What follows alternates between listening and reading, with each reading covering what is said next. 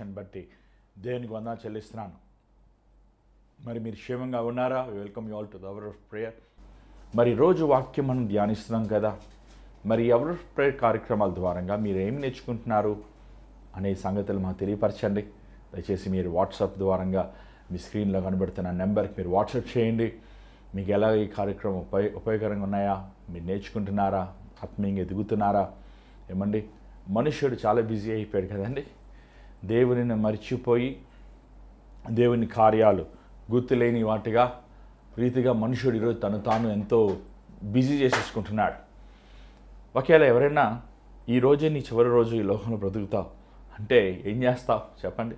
Shopping మాల్కి వెళ్తావా? ఇల్లు చూస్తానికి వెళ్తావా? సినిమాలు చూస్తానికి వెళ్తావా? ఏం చేస్తావు? ఎక్కడికి వెళ్తావు? ఏమండి, మనుషుడు మనసులో ఎప్పుడు ఎక్కువ నిరంతరం నేనే బతుకుతాను, నేనే పెత్తనం చేస్తాను, నేనే సర్వం చేస్తాను అనుకుంటుంటారు. వెర్రివాడా అంటున్నాడు ప్రభు.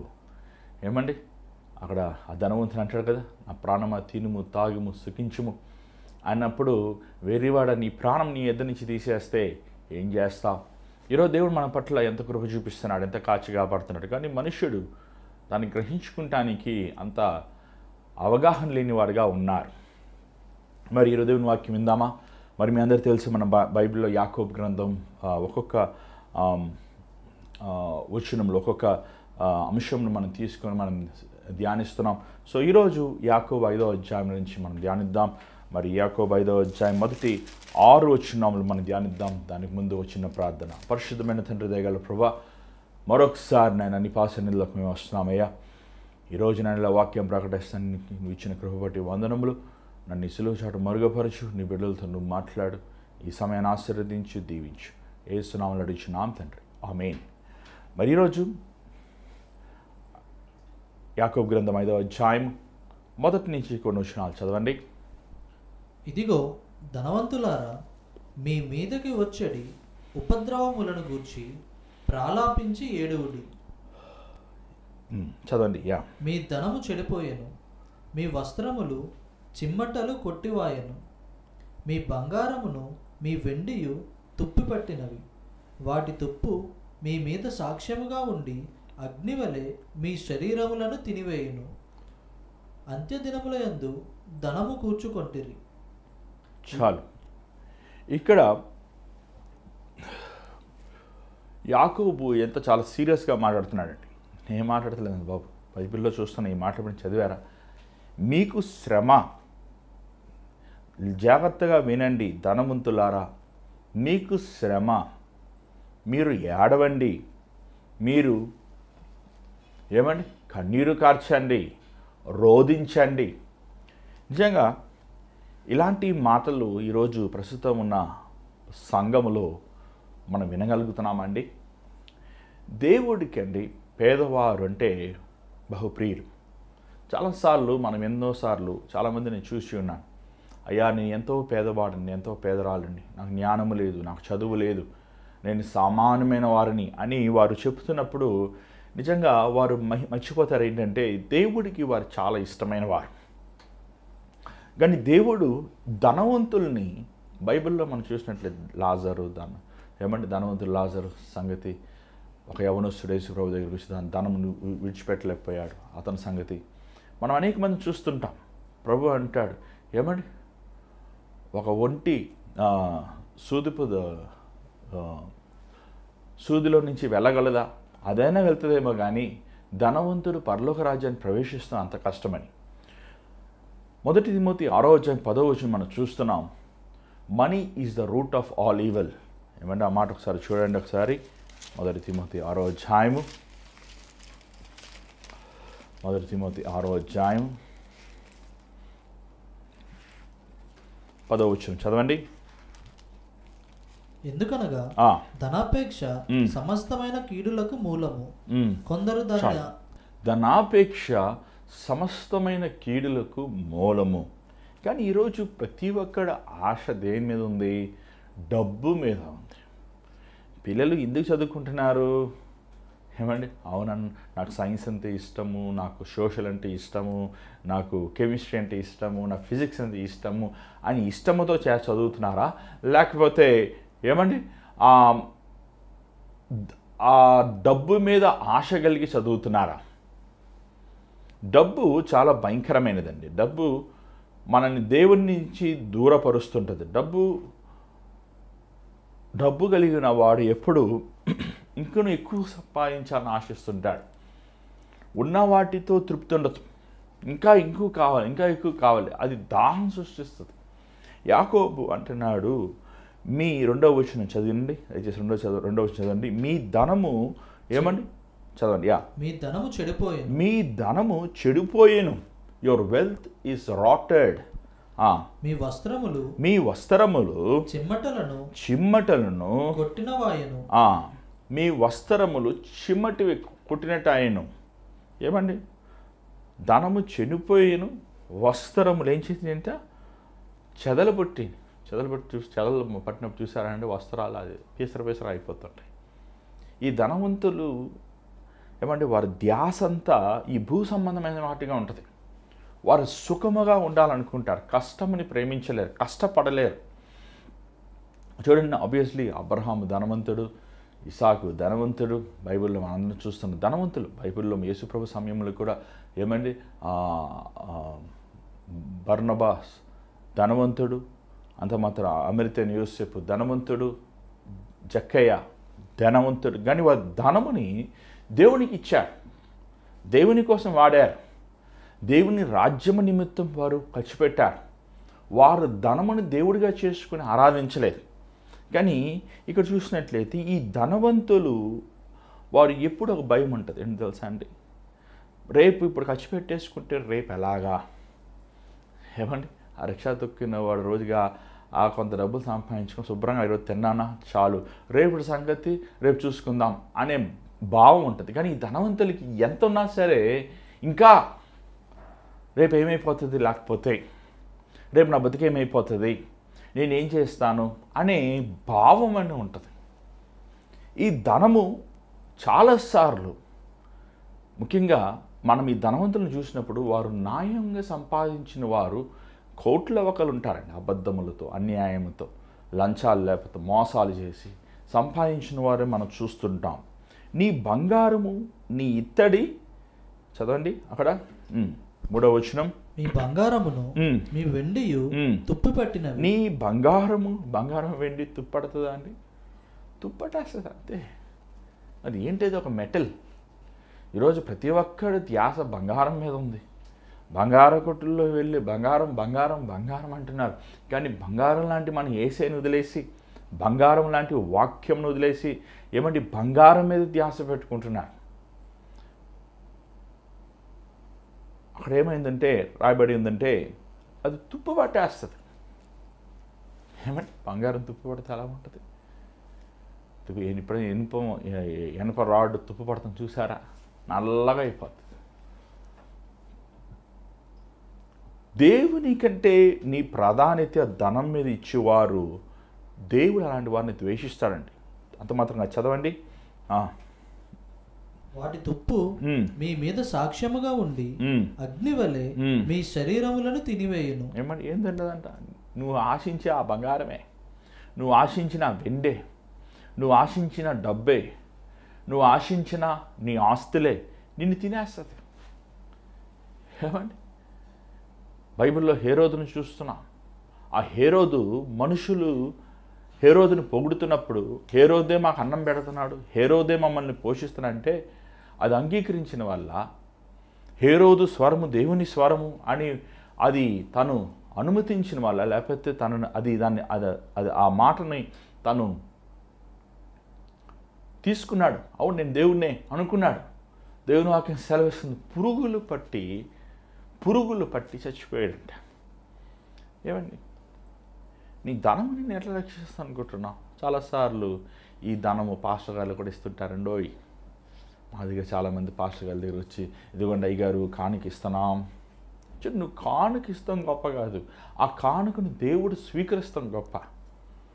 ఏ హృదయంతో నువ్వు ఇస్తున్నావు? చాలామంది పిసినితనంతో ఇస్తుంటారు, చాలామంది బాధతో ఇస్తుంటారు, చాలామంది ఇచ్చాక అయ్యో ఇచ్చేసేనే కానుక అని బాధపడుతుంటారు, చాలామంది లెక్కలు వేసుకుంటూ బిగస పట్టుకుని ఇస్తుంటారు, చాలామంది దేవునికి ఇవ్వాల్సి వచ్చినప్పుడు ఏమండి ఆలోచిస్తూ ఇస్తుంటారు. బంగారము, వెండి, బంగారము, ఇత్తడి, బంగారము, సంపదలు నిన్ను దేవుని తీర్పు రోజున రక్షించలేవు. అంత మాత్రమే కాదు, అక్కడ చదవండి ఆయన ఆపిన దగ్గర. అంత్యదినముల యందు ధనము కూర్చుకుంటారు.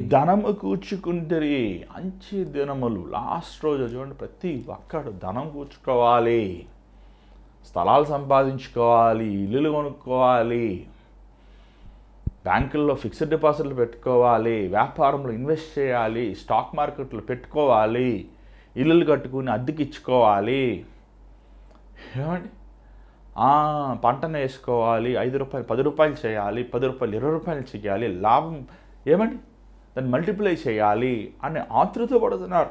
ధనమును కూర్చుకోవాలని, ధనమును దాచిపెట్టుకోవాలని.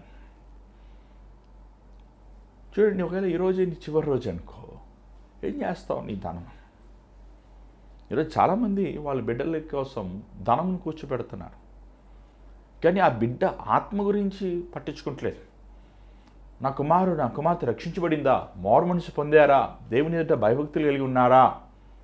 ఏమంటే నువ్వు లంచం తీసుకొని మోసం చేసి, అన్యాయం చేసి, అబద్ధాలు ఆడి ఒక డబ్బుని ఇంటికి తెస్తే ఆ శాపం నీకు మాత్రం కాదు, నీ కుటుంబం అంతా శాపం తెస్తున్నావు. తెలుసా నీకు? అది దౌర్జన్యం చేసి, అన్యాయం చేసి సంపాదించిన ఆస్తి అది శాపమేనండి. అది శాపమే. అది ఎక్కువ రోజులు ఉండదు. అది ఎక్కువ రోజులు ఉండదు, కొంతకాలం, ఒక 2-3 తరాలు మ్యాక్సిమం, అంతే. ఏమండి, ఒకసారి ఒక వ్యక్తి ఊరికి వెళ్తున్నప్పుడు జమీందారు అంటున్నారండి. వాడు చూస్తే ఏం జమీందారు, పిచ్చోళ్ళలాగా ఉన్నాడు, బట్టలన్నీ చిరిగిపోయి ఉన్నాయి, చేతుల కర్ర పెట్టుకున్నాడు, రోడ్లో పోతున్న కుక్కలను పట్టుకుని హే హే హే అంటే జమీందారు అంటున్నాడు. ఏంటండి ఆ బండిలో ఉన్నాయి, ఏంటండి ఈ జమీందారు అంటారు, ఏంటి మీరు అంటే, అయ్యా ఈ పిత్తర్లు ఈ ఊరికి జమీందారులు అయ్యా, వీరు ఈ భూస్వాములంతా ఎంత వాళ్ళదే,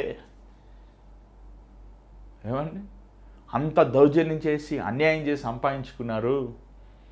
వాళ్ళకి 2వ తరంలో, ఈ 2-3వ తరంలో వాళ్ళ పిల్లలు, ఒకే ఒక పిల్లడు పుట్టాడు, అది వాడికి మైండ్ స్థిమితం లేదయ్యా, అట్లా ఊర్లమ్మంటే తిరుగుతుంటాడు, ఆస్తి అంతా కూడా గవర్నమెంట్ తీసేసుకుంది. ఎంత భయంకరం. ఏమంటే దేవుడు ఇచ్చే నిజమైన ఆరోగ్యం, నిజమైన తన కాపుదల, దేవుడిచ్చే తన సన్నిధి, అదే కదా ఆస్తి. ఏమండి అంత మాత్రమే కాదు, ఇక్కడ చూసినట్లయితే 4వ వచనం చూడండి. ఇదిగో మీ చేలు కోసిన పనివారికి ఇయ్యక మీరు మోసముగా బిగపట్టిన కూలి మొరపెట్టుచున్నది. చూడండి, ఒకరి దగ్గర పని చేసుకుంటే జీతం సమయానికి ఇవ్వండి. పని చేసుకుని జీతం ఇవ్వకపోతే దేవుడు అలాంటి వారిని తీరుస్తాడు. చాలామందిని చూశానండి, పని చేయించుకుంటారు, ఆ పాపం ఆ కూలి ఇవ్వాల్సి వచ్చినప్పుడు, లేకపోతే వారికి ఆ చేసిన పనికి వారికి డబ్బులు ఇవ్వాల్సి బెగబడుతుంటారు. చాలా తప్పది. మీరు దేంతో ఆటలాడుతున్నారో మీకు అర్థం కావట్లేదు. మీరు అనుకుంటున్నారు ఆ పేదవారు వాళ్ళు ఏం చేస్తారు, నా మీద కేసు పెడతారా, ఏమండి మొన్న ఎవరో వచ్చి చెప్తున్నారు, అయ్యా 3 నెలలు ఉద్యోగం చేస్తే ₹1 ఇవ్వలేదయ్యా, జీతం ఇవ్వలేదయ్యా. ఎంత భయంకరం, ఎంత భయంకరం అసలు. ఒక వ్యక్తి దగ్గర మనం పని చేయించుకొని ఆ పనికి మనం డబ్బులు ఇవ్వకపోతే ఎంత భయంకరం. దేవుడు చూస్తలేదా? దేవుడు అలాంటి వారిని తీర్పు తీర్చరా? ఏమండి తీర్పు తీర్చరా దేవుడు అలాంటి వారిని?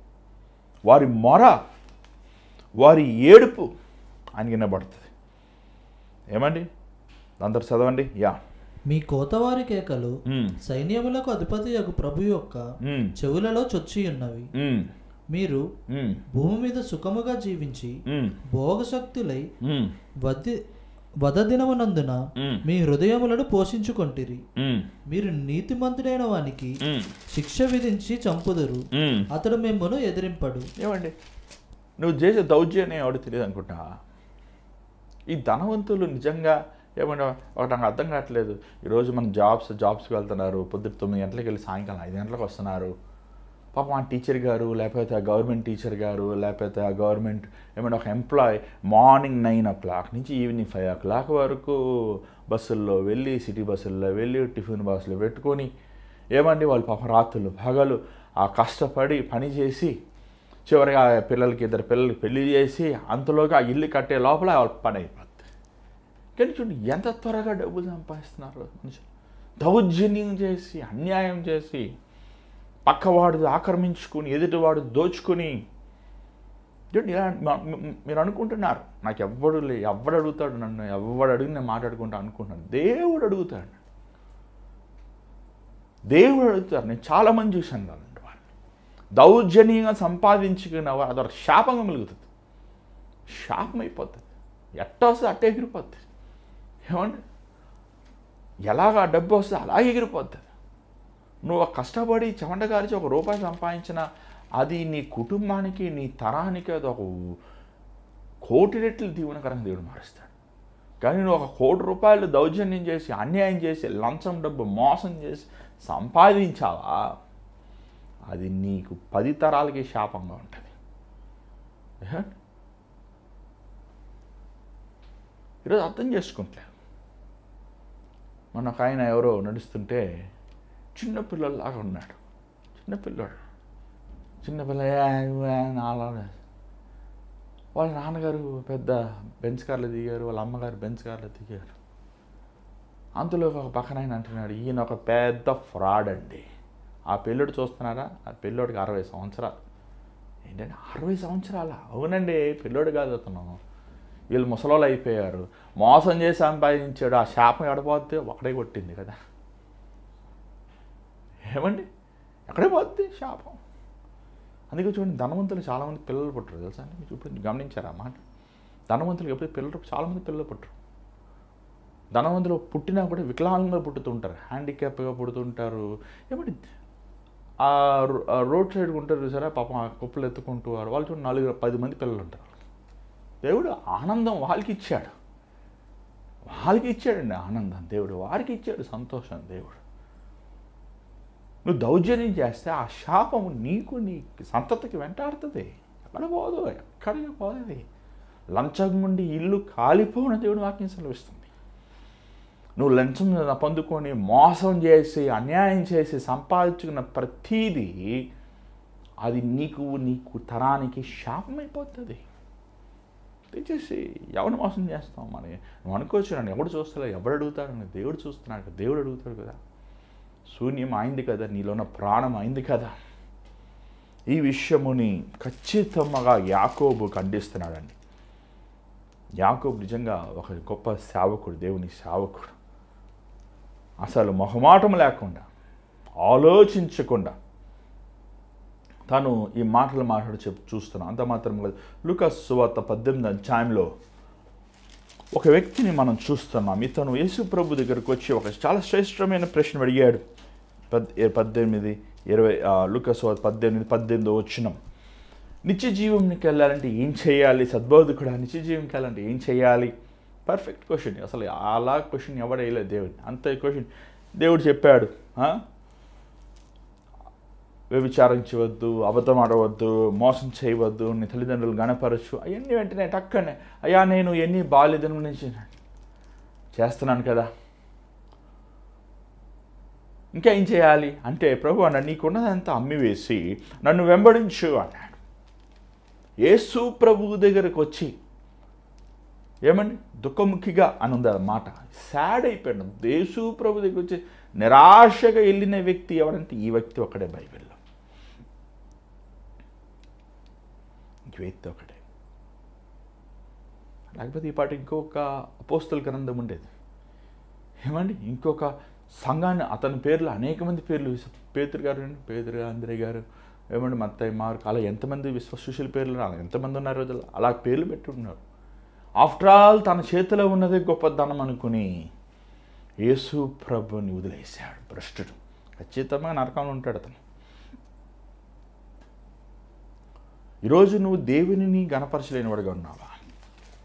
నీ మనసులో ఏంటి కుర్చీ వేసుకొచ్చున్నది? దేనికోసం నువ్వు ఆతురత పడుతున్నావు?